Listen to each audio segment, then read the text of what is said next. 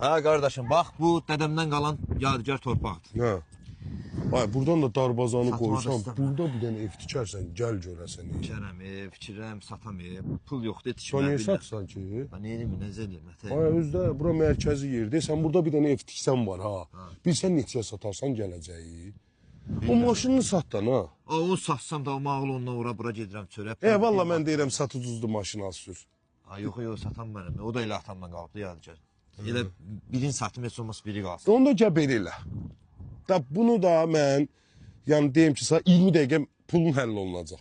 Necə yəni? Nətər? Sənin maşının, qardaş, çox dəyərli bir qiymətli maşındır. Gəl bunu aparaq avtokreditə, 20 dəqiqə orada salaq kreditə, pul götürək.